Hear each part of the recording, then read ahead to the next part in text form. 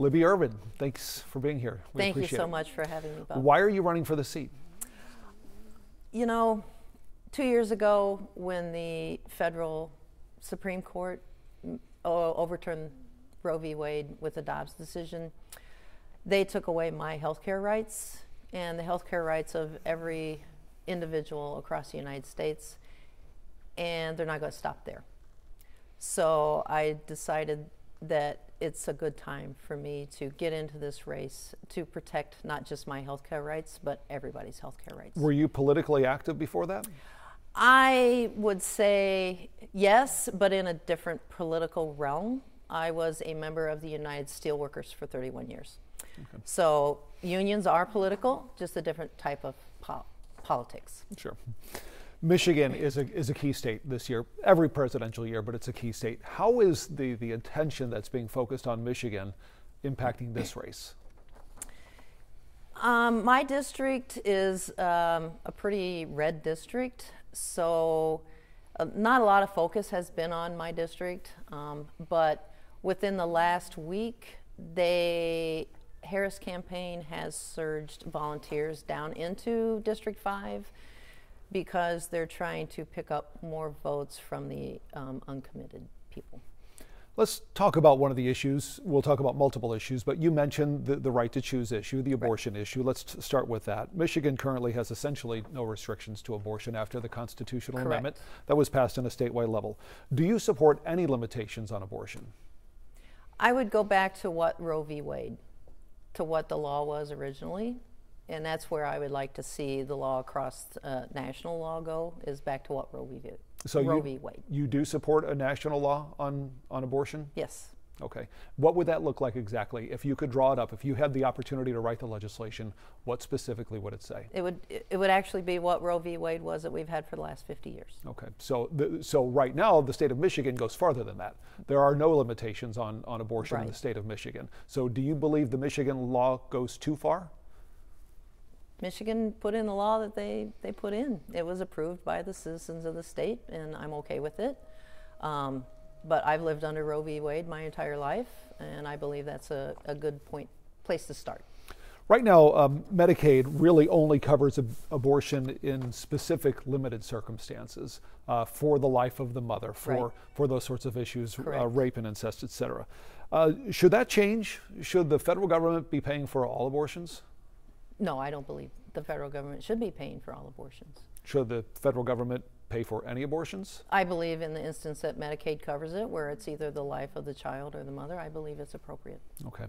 Let's talk a little bit about immigration. What is the best way that you would handle immigration? Immigration. So my district is really rural, and we actually need immigrants in our district to help our farmers.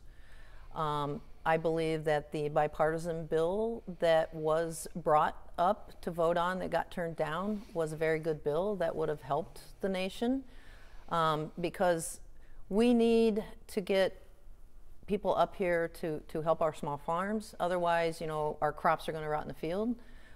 Grocery prices will go higher. But we also need a way for people who are truly asylum seekers to be able to get into this country, to get the protection they need and move through the system faster, which I believe the previous bill that was up for vote would do, right? It gave more money to the border control. The border agents approved it. They thought it was great. But you know, immigration is at its lowest point that it's been since 2020. They're saying only 80,000 people are crossing the border, down from 200,000. That's been in the headlines this last week. So we're doing a good job now, and I believe that if we can bring this bill back up for a vote again, that we can get it passed, and it'll help even more. I'll ask you about that in a second, but you mentioned the farmers in the 5th district specifically, but it's not just the 5th district, it's really all through the state. All through the state. All through the state. So there has been, rightly or wrongly, there has been some feeling that some of the migrants who show up, the migrant workers who show up and work so hard in the field, not all of them are vetted, not all of them are documented immigrants. Should the farmers who hire the people who aren't perhaps documented, should they face some sort of penalty, some sort of a fine, some sort of something to force them to hire legal migrants? The farmers are just like any other company, right? They've gone into these packing houses before where they've found illegal immigrants and they find those people. So I believe if the government's doing their job and they do go out and vet these farmers and they find illegal, that they should be, you know, penalized or taken care of. It's hard. I understand it's really hard. So you mentioned the migrant numbers, specifically the illegal immigration at the southern border. The illegal immigration numbers, though, were at a record high under the past 4 years under the Biden-Harris administration. And that number exploded after the Trump administration. And a lot of people look at that, and Border Patrol and some of the expert analysis, and not just the policy wonks, but some of the people who don't necessarily have a dog in the hunt, for lack of a better term, looked at it and said a lot of it was because of some of the executive actions that were eliminated, that were in place with Donald Trump, that were erased by Joe Biden. President Biden, excuse me. Do you ultimately believe that that is part of the issue, and why did it take the White House 3 years? I know there's a lot of talk about this bipartisan immigration bill, but after that failed, the White House then took action. Why did it take 3 years to get to the point where the White House finally took action and shut essentially back down the border to a certain level to allow fewer numbers of people in? That's something you'd have to ask the White House. You know, I'm not in Congress right now, so I don't know what their thinking is, but they have taken action. Immigration, illegal border crossings have went down. You know, where they're catching more and more of these drugs at the border, and what we need are more border security down there to help with this. But we also don't need to be putting children in cages either. Do you feel as though the Republican argument that the White House waited far too long to take action is a legitimate argument then? It sounds like, reading between the lines, that the White House could have done something and you're not sure why they didn't do it, but they didn't do it. Do you feel like the Harris-Biden administration holds some level of blame for the explosion of illegal immigration we've seen? And since then, the impact it's had on some of the bigger cities like Chicago and New York, where all these migrants have been bussed in? You know, I'm not seeing that. We talk to the constituents across the district. They really don't bring up immigration a whole lot unless it's with farming and concerns going on. I mean, we're not seeing the big influx across our district, so it's not a huge concern. And as for, I think the Biden and Harris administration has started to do a good job, but they were handed a terrible situation to begin with. So, yeah, crossings did balloon. They've come back down now. We're doing a good job. And I think this will just continue to go forward from here on out. What should happen with the migrants who are illegally in the country right now? Legally? Illegally. Illegally. Do we know where they're at? Can we find them? Are they in detainment centers? If they are, can we get them processed quicker? You know, there's a lot of things we can do. And also make sure that we can get them home when conditions are safe for them to return home, but we can't just indiscriminately just deport them to any country, whether it's their home or not. We need to find out what's going on, and I believe that immigration bill would have put more resources towards that, where we can get immigrants through the system faster than we are now. I mean, these people are languishing in the system for years, which isn't right either. Which leads me to the next point, and the next question is, because it is such a long process to find and ultimately process, for lack of a better term, these cases through, what do you tell the mayors of the cities like Chicago and New York and some of these other places who've been overrun by numbers that they never anticipated, and oftentimes these people were showing up essentially unannounced in busload after busload?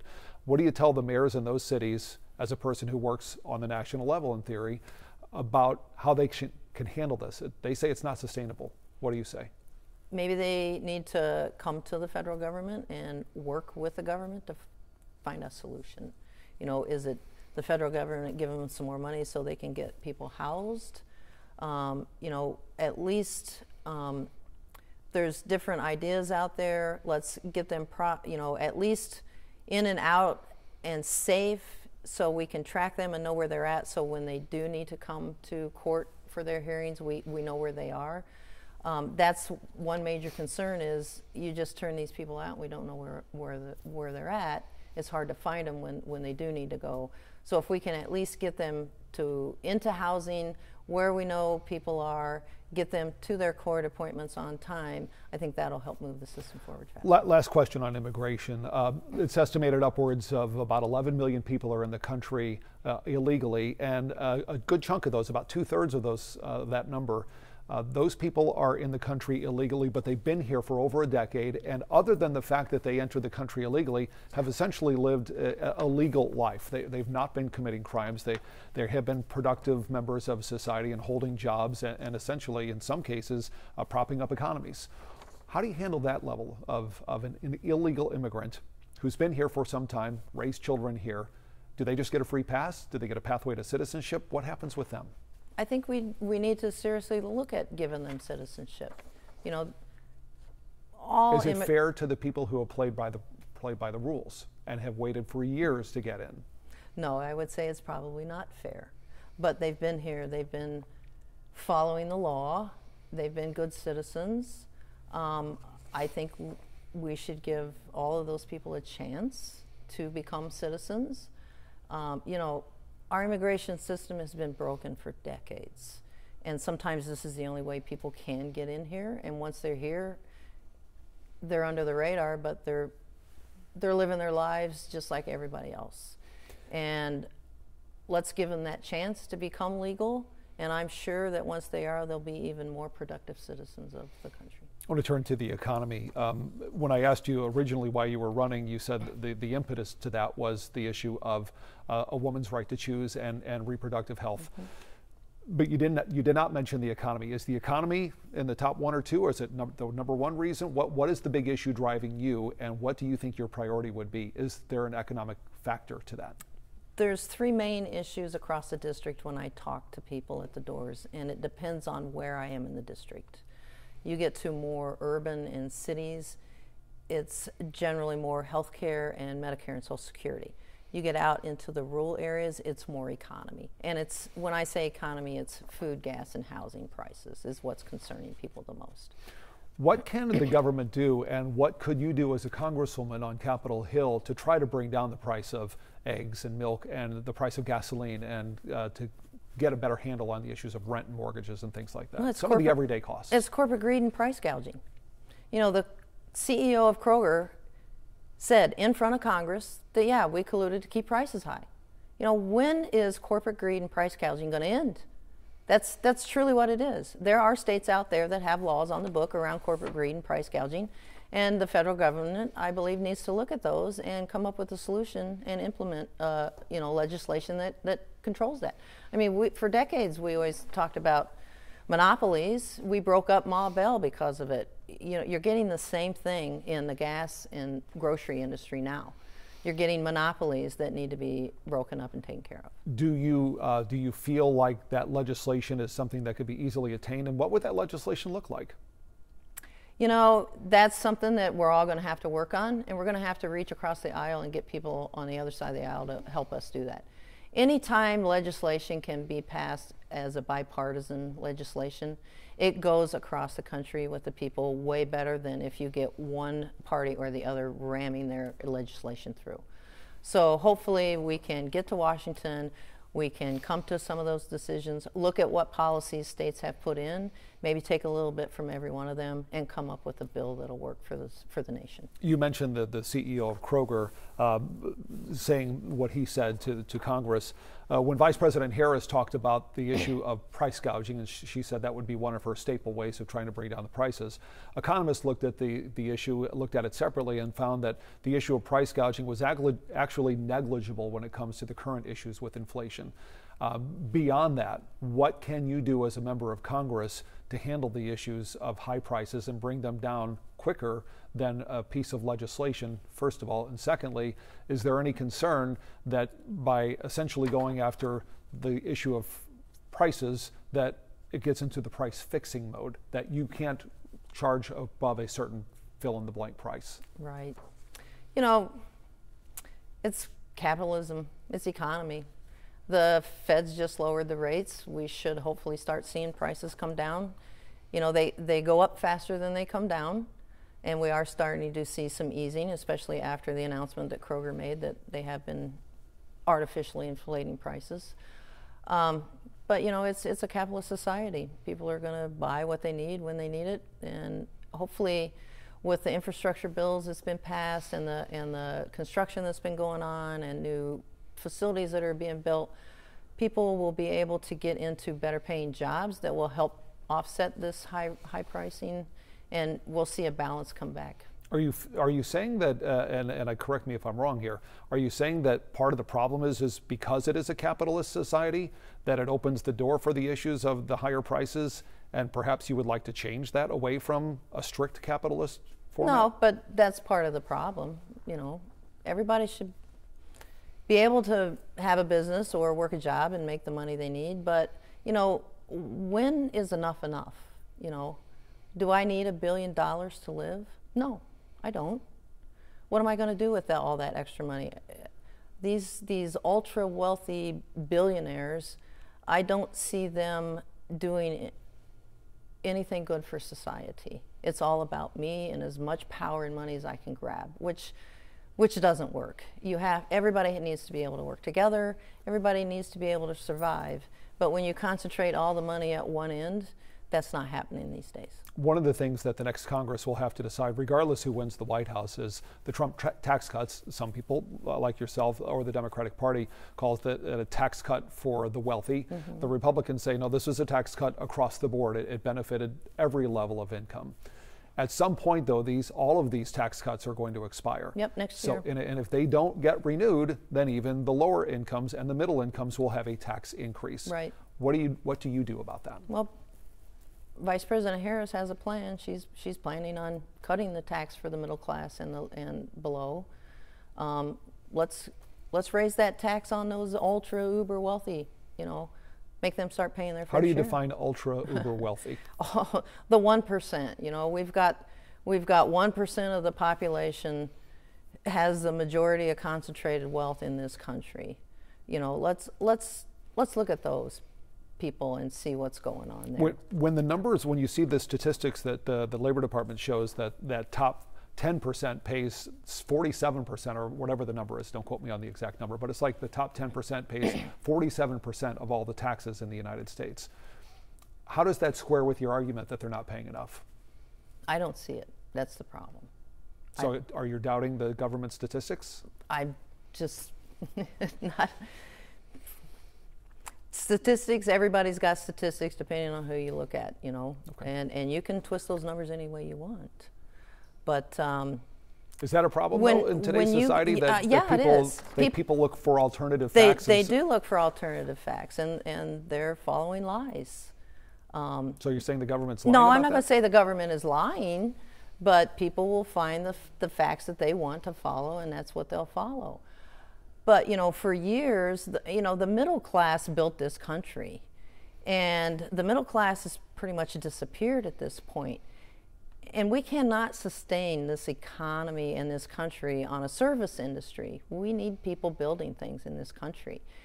And once we start getting those manufacturers and those facilities built and people start working at those facilities and earning a little more, we'll bring more people back into the middle class. I think we'll start evening out this disparity. But we still, you know, there are a lot of loopholes still left in the tax code that the ultra wealthy can get away with not paying nearly the tax that a normal person pays. Okay, fair enough. Crime. Are there too many guns on the streets? There's a lot of guns on the streets, yes. I'm a gun owner, but I'm a responsible gun owner. There are things I think we still need to implement around gun ownership and laws. But, you know, Michigan has taken a step in that direction with red flag laws and gun safe storage and background checks. So I believe we need to close loopholes in background checks and these gun sales, like you can individuals or at gun shows, and to make sure that, you know, people are responsible gun owners. That's what we need to make sure. How do you get get guns out of the hands of the people who currently shouldn't have them? It's a difficult question. It is difficult, but from like Michigan passed the red flag laws. where you can have an individual evaluated and it goes through the court system to make sure you're not, taking away their rights, and they do it methodically, and I believe that's one way we can do this. But we're not going to just ban guns indiscriminately and come into your house and take it away unless there is a very, very good reason, as of like a mental issue or an instability issue, where these red flag laws can take over. What about the issue of, this is right, wrong, or otherwise, this is the question about the AR-15 style rifles, the ones that seem to be the weapon of choice for school shooters and other mass shooters. There is a growing argument. One side calls them assault weapons. The other ones say, no, it's no different than any other automatic weapon. It just looks like a military style weapon. Should those weapons be illegal? Well, they were one time under the assault weapon ban that they let lapse. So I think we need to reinstitute the assault weapon ban and not be able to sell any more of those type of weapons. I'm not going to say take them away from you once you got them, but from this point forward, let's not put any more out there in the market. Ask you a couple of questions about foreign policy. Right now, the United States has had some level of angst between its policy and what's happening in Israel, but essentially the United States for the last decades has really had kind of a blanket support of Israel. Is that the correct stance? We've been allies with Israel ever since, the nation was made and before, but look, we need a immediate ceasefire, and we need to get hostages home. Well, we still have Americans that are hostages. There's 7 million Palestinians and there's 7 million Israelis living in the same space. Decades. They've been doing this for decades. We do need to get to a resolution. At this point, how much influence the United States has, it's looking like we don't have a lot of influence right now, because I believe Netanyahu has his own agenda he wants to bring forth. So until we can get some diplomatic action over there, right now we need to ceasefire, bring the hostages home, and eventually come to a solution, because there's still going to be 14 million people living in the area when this is done. According to the latest reports, and of course it changes every day it seems like, Hamas seems to no longer be interested in reaching some level of ceasefire. They've walked away from all the talks. How do you handle that? How do you reach a ceasefire and bring the hostages home when one side refuses to talk? Well, I think both sides are refusing to talk. All the United States can do is hopefully be, a middleman to try to bring them back to the table. But that's on both of their governments. They've got to want to come to a solution. We can't force that on them. What about Ukraine? Ukraine it's turned into a political issue. Essentially, at the beginning of the Russian invasion, it was all support for the United States. Whatever you need, we'll be here to help. That has tended to wane a little bit, especially on the Republican side. Is the United States still all in on support of Ukraine, and should it be? I believe we should still be all in on the support of Ukraine. Does that mean, define what all in means? Does that mean an open check, whatever you need? We need, we're not given nearly as much money as the European countries are. I mean, we're way behind. But we need to give them as much support as we can give them. They're a sovereign country. They need to be able to protect themselves. And I believe if we don't help Ukraine, that Russia is going to roll over the Eastern Bloc over there, and it'll be even worse than it is now. Wrap up a couple of real quick questions about the presidential race. Obviously, that's getting all the attention these days. You support Kamala Harris, yes, obviously, as a Democrat. Do you support her because she is the best person to be in the Oval Office, or do you support her because she's the Democrat running against Donald Trump? I support Kamala because she is the best person to be in the Oval Office. Did you believe that before Joe Biden stepped out? Yes, I did. I mean, I believe Joe Biden. I was behind Joe Biden. I was not one of these people asking him to step down. I voted for Joe in the primary. He was my candidate. And it was up to him to make his own decision whether he was going to continue or not. And once he stepped aside, then I put my full support behind Kamala Harris. Wanted to ask you one final question about election security and voting access. Of course, one of the topics among some corners is about the issue of, is it secure? do too many people have access to it? There's a lot of discussion about the whole issue of about illegal immigrants voting, which is against federal law in every. That's not happening. It can't happen. But on the other side, some of the Democrats are saying there shouldn't be a hindrance to voting, essentially saying the states that have mandates that stipulate you have to have a voter ID, you have to have a government issued ID, is a barricade to voting. Is voter ID a barricade to voting? It is. And why is that? Because you have a lot of people that are unable to get state ID for whatever reason it might be. Whether they're older and they can't drive to get it, or they can't get all the proper documents to support it. You know, I had to go get my enhanced ID in Michigan, and when I went on the website, it said because I'm a female, I had to have my marriage license because I changed my name. I had to have a social security card. I had to have my driver's license. I had to have a piece of paper that said, like a utility bill, saying here's your address with your name on it. Nowhere on that did they say I could use my passport. So I walk into the driver's license and they said, oh, your passport's fine. You can use this. So you can understand, I had to go find all this documentation just to be able to go and get an enhanced driver's license in Michigan. Now, once I've got that driver's license, they know who I am. My name is on a registration on a pole when I walk up. I tell them who I am. They go, yep, you live here and here. They already know who I am. Why do I need this identification? You know, I've already registered. They've already vetted me. They know who I am. You do need an ID to drive. Yep. You need an ID to pull out books from the library. You need an ID for everything. You need an ID days. for everything. If voting is the most core duty for every citizen, why not have an ID for that one core duty that every other thing requires, except for this? Then let's make it easier for people to get their IDs when they need it. I'm sorry to say I should know this, but I don't. I know in the state of Indiana, you can go to the BMV and get a card just for voting. Right, you can get a state ID. And you can get a state ID. It's just a state ID. Why can't you do, without going through, you talked about the enhanced ID. You don't need all those things for enhanced ID. You still have to have at least 3 pieces of paper that identify you as who you are. Whether it's a birth certificate, a utility bill with your name and address on it, and one other piece of paper telling you who you are. You still have to have at least 3 pieces of paper of saying who you are. Once you're a senior or maybe a young person and you don't have any of those kind of things established, you don't have a home, you don't have mail, you don't have a utility bill, how are you supposed to get that identification? What are you supposed to do? You know, it's tough. I mean, it took me 2 weeks to gather up information so I could get an enhanced ID.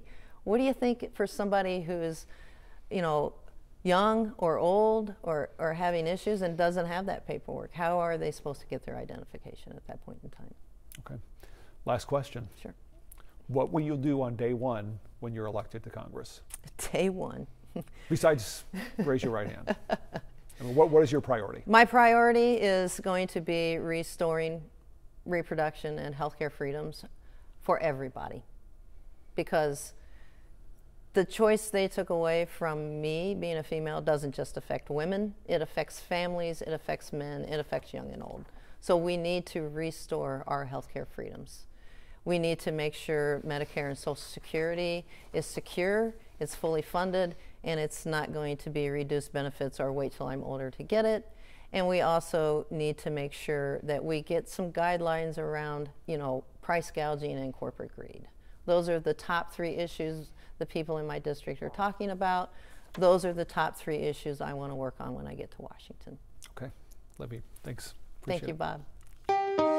Thanks for watching. Like and subscribe to the WSBT 22 YouTube channel.